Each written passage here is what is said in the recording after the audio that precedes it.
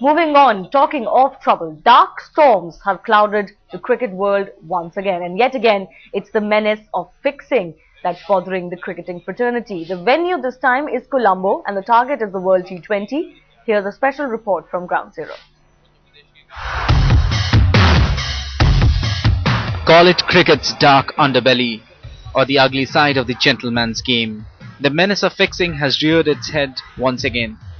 And this time, the target is the World T20 in Colombo. ICC sources have exclusively confirmed to Headlines today that there are 200 match fixers who have checked into 2 5-star hotels in the Sri Lankan capital that are catering to the cricket teams and officials. In fact, there was a certain Spartan activity around the India-Pakistan game on Monday. What's more worrying for the governing body is the presence of women to be used as honey traps. While the ICC does not have exact numbers, they say there are thousands across the 3 venue cities in Sri Lanka. As far as the board is concerned, we have taken the maximum precautions in consultation with the government and the security forces. But ultimately, it all boils down to the players. If they want to go and trap themselves, it's bad luck for them. The amount of things that they are going to lose in terms of getting into a situation like that is not worth in even think if for a player to think of.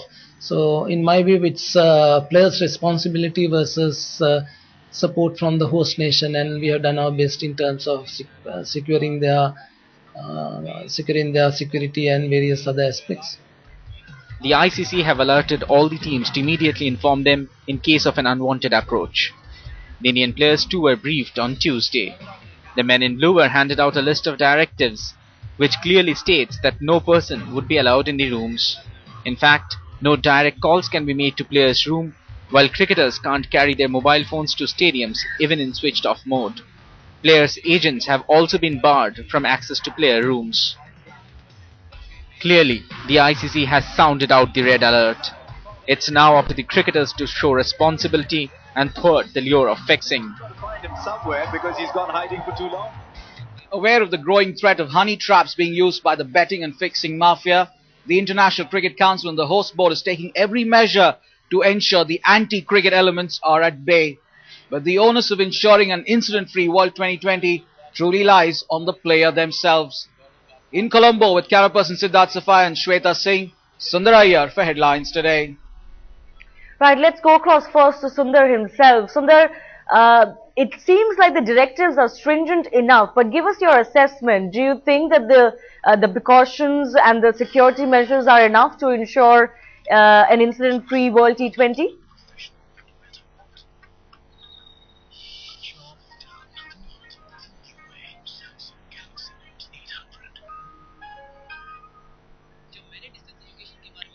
Well, Shivani, for one, we can say that the International Cricket Council, the host board, and the police authorities here in Colombo and Ambantota and Kandy near Palikale have taken every possible measure that they can. I mean, we know that the number of CCTVs have increased in each of the floors where the team players are staying and in the hotel lobby. There are no phone calls being passed through to the players' rooms. Importantly, like we mentioned in the story there, even the players are not allowed to carry their mobile phones on a switched off mode to the ground. And most importantly, player agents are also not allowed to visit the players. And the directives also advise each of the players not to go out and pose for pictures with fans whom they do not know. So they've asked them to limit their interactivity with people beyond their own team and possibly the media during the course of this tournament. And hence, yes, the ICC has taken every possible measure. We know there are a lot of police personnel who are doing the rounds. A lot of people in civil clothes who are there in each of these team hotels and moving around in the city. And during the India-Pakistan warm-up game, the sources did feel there was a rise in activity, suspicious activity from the mafia, the fixing and bookie mafia, and hence they've issued fresh directives to all the teams, and they've advised them to really exercise caution and bring to notice even that first unwanted approach that they find would be suspicious.